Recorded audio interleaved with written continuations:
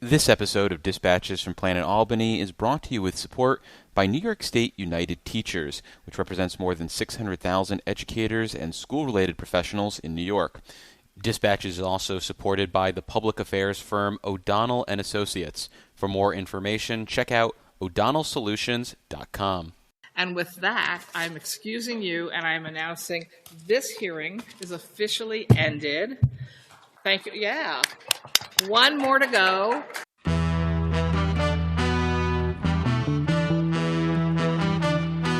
I've also declared war on potholes, so here's the first shot across the bow. Well, as you know, with Planet Albany, there's always something that makes the planet turn. And it's this amazing view of D.C., and Eddie Vedder comes out. And he goes, "You have a cigarette?" And I've never smoked in my life, but if I had, I wish that was the moment. And this strategy takes us from potholes to knotholes. I would like to say it was a pleasure, Mr. Kim. But I'm on the road. I'm David Lombardo, and this is Dispatches from Planet Albany, a podcast about power and politics in New York State government. And on this episode, with budget negotiations dragging on and on, we're going to examine the governor's budget playbook and consider the latest potential addition to the budget, a tax on really, really expensive second homes in New York City. And we're joined by the only Capitol reporter with the keen analytical skills to make sense of all the moving parts, Politico New York's Albany bureau chief, Nick Reisman. So broadly speaking, it seems like Governor Hochul is running kind of the same playbook as past budgets, where she and her surrogates are out there on the stump pushing the priorities, the handful or so that she really cares about, and basically waiting out the legislature until they concede on most of her points, or at least concede enough that she can claim victory. Is that what you're seeing, or does it feel substantively different than past years?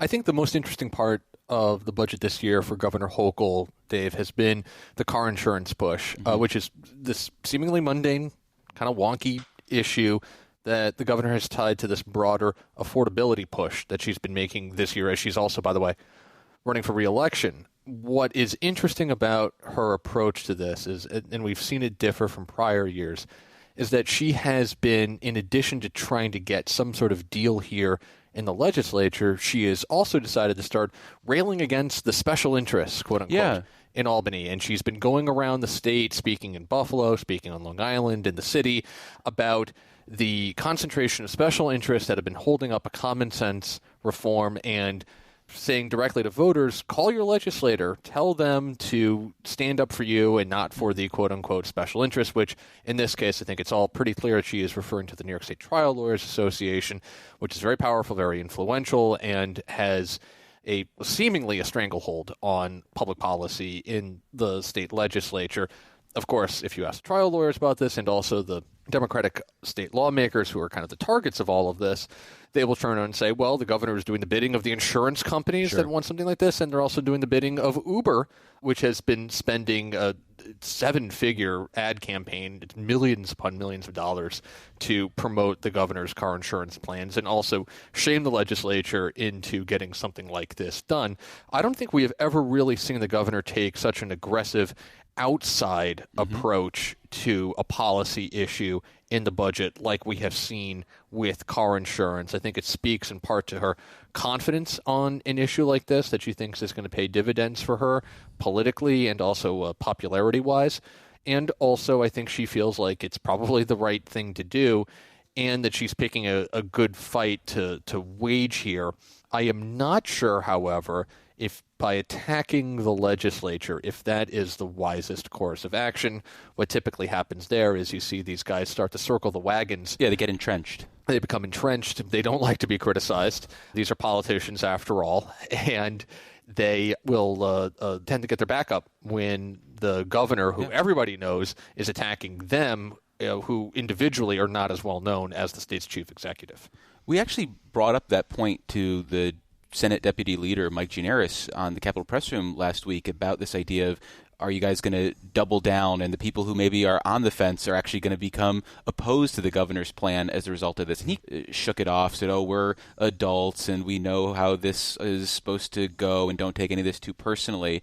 But I do think there are members who take it personally, and we saw in the past with one assembly member who actually got off a bill they were sponsoring because they didn't like the advocacy campaign that was targeting them. But do you think there is any sort of hangover for some of the more personal attacks, like the governor's spokesperson going after Gianaris specifically and being tied with the trial lawyers, or Gianaris taking shots at the governor's approach to negotiations? Because like last week we saw one day they canceled Senate Democrats conference because they had nothing to discuss. I mean, does the rhetorical push, does that undermine their efforts to actually get a budget? Sometimes it does. This is, after all, kind of a personal business that these guys are in. It's people to people, and personality does play a role here. Of course, on the flip side of that, I think most people generally agree one-on-one that Kathy Hochul is a upbeat, generally positive person to talk to, as opposed to her predecessor, Andrew Cuomo, who, was not. We can just say he was not Mr. Small Talk. Sure. I think that's fair to say, and I think he would probably agree with that. But Andrew Cuomo was able to get budgets done by March 31st, and he largely got what he wanted. So you tell me which is more effective, being a sharp-elbowed inside operator or being someone who is generally considered to be a rather cheerful personality. It's apples and oranges to a certain extent, but at the end of the day, yes, you are dealing with human beings who do not like to be insulted. It's an open secret in Albany that the trial lawyers have massive influence over the legislature. It's time for legislators to choose hardworking New Yorkers over wealthy billboard lawyers. If you think your legislators are not being influenced by the trial lawyers, think again. Visit keepnewyorkaffordable.org to learn more. Part of the critique from Gianaris was that negotiations over the car insurance plan have been a one-way street, so to speak, with the governor doing all the talking and not necessarily yielding it all. Do you see any of these major priorities where the governor has been looking to make concessions? I mean, does immigration stand out as the one area where the governor is, hey, let's play ball, let's make a deal on Monty Hall? We saw that last week, right, where the governor, during a leaders meeting with the Speaker Hastie and Senate Majority Leader Stuart Cousins, presented this bill language that had to deal with police referrals when they have an undocumented immigrant in their custody, and if they have probable cause that individual committed a crime, when do they report them to federal immigration authorities? And it caused an uproar within the Democratic conferences in both the state Senate and the Assembly. So the governor went out there publicly, and this is very rare. We have not seen her take this tactic before, but she went out there publicly at a news conference with a bunch of reporters and said, okay, here are my concessions in this immigration negotiation. And she said that she would be expanding sensitive locations where civil deportation warrants cannot be executed to include schools as well as libraries and a few other facilities, essentially limited and prevents any state employee, civilian public employee, from coordinating with ICE or any other federal immigration agency. And at the same time, she has essentially decided to ban all law enforcement officials from wearing masks while carrying out their duties, not just federal law enforcement, but state and local as well. So she went out there and said, here are my concessions, essentially, in these immigration negotiations. The governor in the past has said that she does not negotiate the budget in public or any of this stuff in public. Well, she just did. And there's nothing wrong with that, by the way. Like, you should be using the media to an extent as a bullhorn to show how you are progressing in these budget negotiations and try to move the talks along that way by going out there and saying something in public. Politicians do that all the time when it suits their needs. And last week, it suited the governor's needs in that immigration negotiation. I suspect they're probably going to be able to announce some sort of deal this week on that, or at least be able to close a big portion of that down. I think they're, extraordinarily close on something that they've been talking about really since January at this rate, ever since the unrest in Minneapolis. And the governor's not going out there just by chance and talking about this stuff, right? I mean, this is all pretty coordinated. It's a conscious decision by her and her team to say, this is how we want to lay out this message. No, she's not blurting this stuff out, exactly, as far as I can tell. Yeah. It's not like, hey, this is some off-the-dome thought. This is, hey, here's this point that we want to make, and here's the platform that we're going to make. I think they were worried that the Democratic conferences, Democratic lawmakers, were alarmed by this probable cause discussion that was being had last week in the closed door conferences, and they wanted to get out ahead of that and essentially say, look, here I am showing that I am willing to expand on my initial proposals for these immigrant-related protections. Here they are. We're going to keep talking, but it enabled the governor to show that she was a reasonable player and actor in all of this. And I think it helps for those state lawmakers who might be on the fence, as they can look at how this type of position that the governor lays out is received by the public, and maybe they don't care, or maybe they don't know how they feel, but if they see this idea being received one way or another, I have to imagine that impacts what they might do on this in conference. But turning to another policy difference from past years, the governor introduced a new tax, essentially a surcharge on really expensive second homes in New York City as a way to raise money for the budget hole that Mayor Zohran Mamdani is facing. Not a new idea. This has come up in the past, but it is interesting to see Hochul get behind it. What do you think made her introduce this proposal? And I should point out, 2 weeks after the budget was actually due. This is the pied-à-terre. Yes, and you just jumped right in there. 92 on the French regions, man. You don't just forget this stuff. And how about the accent work that goes into this? Do you have this copied and saved in some sort of document that you can just paste in, or are you looking for the insert key anytime you write about this? I try to do the insert key the best I can. Often I'll forget because I'm just kind of racing through it, and I'm sure there's going to be a style note in Slack for me at some point. But yes, this is the pied-à-terre tax. It's a 1% surcharge on 9 primary residences in New York City that are worth $5 million and more. We're only talking about, in the grand scheme of things, really a handful of units that have been purchased by phenomenally wealthy people. Now, some of these are indeed second homes owned by very rich people in New York City. In other cases, these are assets that have been purchased by people living overseas, who have essentially bought air or a portion of the sky in New York City and have parked some cash there. And what the governor is proposing here is something that's been out there for the last when did the pied-à-terre tax really start to? I mean, we heard it when Cuomo was still around. Yeah, I mean, it's been around, and it's been around. It was been around before Cuomo too. I mean, there have been talks about doing these kind of like very targeted wealth taxes, and that's at the end of the day, that's what this is. What Mamdani and a lot of the left-leaning advocates and Democrats have wanted in the past was a tax increase on people making $5 million and more, $1 million and more, the so-called millionaires tax, increasing those tax rates, and also increasing the corporate tax rate on large corporations. What the governor is doing here is essentially taking a step back and saying, all right, I'm going to do a very, very targeted wealth tax for a very specific subset of people, many of whom probably don't even vote in New York City. These are secondary residences or have a vote in New York State. So it's not like she is targeting voters specifically here. The one special interest group that is alarmed by this is the Real Estate Board of New York, which is a very powerful and influential consortium of real estate developers. They include all the big names who actually own all of those buildings that the Fortune 500 companies are tenants of in New York City. And they've been concerned since COVID that New York City real estate is really starting to erode as more people are working from home or departing the city for that matter. So they do feel like they've got a real hit that they are taking here. But at the end of the day, what the governor is able to do here is satisfy a lot of the calls for taxing the rich. She was able to get Mayor Mamdani on board with this, which is crucial. So often we see a lot of folks on the left come out and say, well, that proposal isn't good enough, or that victory isn't good enough. And we did see that from progressive groups here. They can never declare a win, it seems, on a variety of things. And that's part of the advocacy world, I guess, is you always have to be advocating.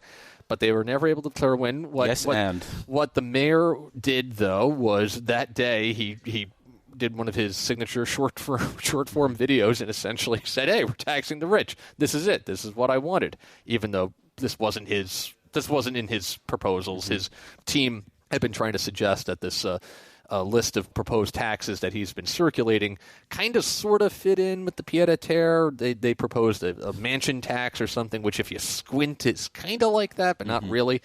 So at the end of the day, though, the main point was that the mayor is on board with what the governor proposed to do here. I have to imagine the Democrats in the legislature are going to be on board with this as well. So whether this is going to pacify some of the broader tax proposals, that seems kind of TBD at this point, just because they haven't gotten to the tax portion of the budget yet. They typically do that last. So which is a funny thing to say on April 20th. Right. And I don't think they're going to be getting to it anytime soon, considering everything that's been going on right now between car insurance and some of the climate law stuff as well. So that remains to be seen if they've been able to pacify that, but it certainly seems like that's going to lock down kind of a key portion of the budget. Fraud and lawsuit abuse are driving up car insurance costs for New Yorkers. Governor Hochul is proposing liability reforms to stop lawyers from gaming the system and help lower insurance prices. Florida made similar changes. Insurance costs are going down for most drivers, some up to 20%. But in Albany, Speaker Carl Heastie and Majority Leader Andrea Stewart-Cousins are still blocking reform. Why are they siding with the trial lawyer lobby against everyday New Yorkers? Visit keepnewyorkaffordable.org to learn more. Well, the rollout of this proposal with the coordinated announcement in the New York Times, as well as you guys seeming to break it simultaneously, suggests that this kind of came together quickly, especially considering what I've heard from the legislative leaders is that they learned about this, or at least that the governor was interested in it that day. Any idea of how this came to be on the menu when it did? So the governor had been talking about this internally for the last couple of weeks. Okay. About what can they do and to kind of have it be narrowly prescribed. And it all came together relatively quickly. You know, the mayor was kind of clued into this earlier in the week before the governor really told anybody else. Which is smart. You want him on board. You want him on board. That's right. And then she gave a presentation, or somebody on her team gave a presentation to the Real Estate Board of New York's representatives. And then the legislative leaders were also clued in as well. To give you a sense for how quickly all of this came together on, I think it was Tuesday last week. Time has no meaning now, I know. but I'll take your word for it. I can never remember days of the week. It was a day that ended in day. Right. It was Tuesday of last week. I actually got a tip from somebody who... it was trivia day. That's right. Tuesday trivia. So I had actually gotten a tip from someone who had heard about the Rebney briefing. And then I called around to some folks in the legislature who would probably be in the know, and they had no idea. It was so brand new and just kind of happening that the legislature, the word had really not spread among the members of the legislature or their staff at that point. And then as the evening progressed, it became clear that there was some real movement happening here. And then, of course, we moved the story, the Times moved the story, and everything was out by that point. But it's a really good example, and we wrote about this later in the week as well, how the governor really has become the most important ally for Zohran Mamdani, more so than Bernie Sanders or anybody on the national left. It's really been Kathy Hochul who has handed Zohran Mamdani all of his wins since he's taking office. Sure. The expansion of child care, $1.5 billion to help pay down the city budget gap. This pied-à-terre tax, which is expected to generate about $500 million or so for the city as well. So she has been sending him money and policy wins over the last 3-4 months at this point. And there's really no one else you can point to in government or politics right now who has been able to help out Mamdani the same way that Kathy Hochul has been able to. Well, lastly, before I let you go, you mentioned one of the other things that's kind of a sticking point is the governor's effort to roll back the CLCPA. And you reported today that the Business Council is getting behind a digital ad buy in defense of the governor's plan with focus on, I think, 8 Senate Democrats, including the NCON chair, as well as some entrenched lefties like Kristen Gonzalez and Rachel May. What do you make of this kind of targeting? Because I wonder if this is self-defeating to a certain degree, if you're going at some of these people who are just going to double down versus some on the list that you highlighted, like Shelley Mayer or Natalia Fernandez, where I think Yeah, sure. They could see them voting on board with the governor's plan, or at least not putting up a big stink in conference. Yeah, I don't know. Part of it is there are so few battleground seats left in the state Senate. And they expect to go on the offensive, too, with the Jack Martin seat opening up on Long Island. They seem to feel that they've got a pretty good shot with Rory Lansman, or at least they want to communicate that to the Republicans, maybe to get them to sweat a little bit. Yeah, Rob Rollison and Bill Weber as well. Bill Weber, right. So, the Democrats think they're expanding the map here. So I don't think it's not like it was a few years ago where you had so many marginal, and by a few years ago, I'm like really talking about like 8-10 years ago. Again, what is time in this place? But it's not like, way back when you had these like marginal members in the state Senate. You really do not have that this year. If you really have any marginal members, it's in the state assembly who, you have some legislators who are concerned about primaries, and there are primaries that are playing out in the state Senate too. I'm not downplaying that. There's a big one involving Jessica Ramos, actually. But when you look in the grand scheme of things, the Senate is so relatively stable right now that it's not like you're going to like intimidate an individual member or 8 even into backing something through a digital ad campaign. It's newsy. It's interesting that the Business Council is doing something like that, but whether any of this stuff can move the needle on kind of an opaque Albany issue for a lot of voters is going to be a heavy lift. But you do raise a good point about where the marginal districts are now. So like a Rachel May district does kind of pass for an area where, hey, in a terrible situation for Democrats, maybe Republicans could knock out Rachel May with the right candidate, but it seems like it's a heavy lift. So does the Rachel May district, I can't picture this in my head now, the Rachel May district overlaps with the Mannion House seat for the most part, right? It overlaps there, goes into Auburn. Right. It's a safer Democratic seat than the new Chris Ryan seat. Right. But Chris Ryan, he's already a thumbs up for whatever the governor wants to do on this plan. Right. And I would say the fact that the Mannion House seat, which has been traditionally a major battleground for both parties, really going back now 12, 14 years or so. Dan Maffei's in Congress. Dan Maffei's not in Congress. Right. Anne-Marie Burkle. Yeah. I would say it matters a lot. The fact that like the National Republicans do not expect to play competitively against John Mannion, which is it's a real sea change in that district. I mean, the battleground parts of the state, for folks who don't know this, and I'm sure your listeners 100% know this, it's the Hudson Valley and Long Island. Yeah. That's it. Those are the battlegrounds. And those parts of New York really stand to like determine the future of the country, considering that that's where all the battleground House races are.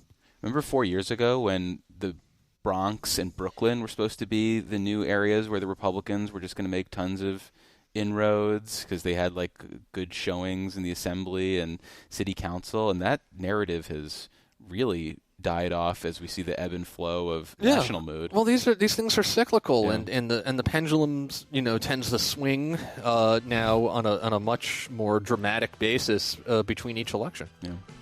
Well, Nick, thank you so much for making the time. Really appreciate it. Good to be here.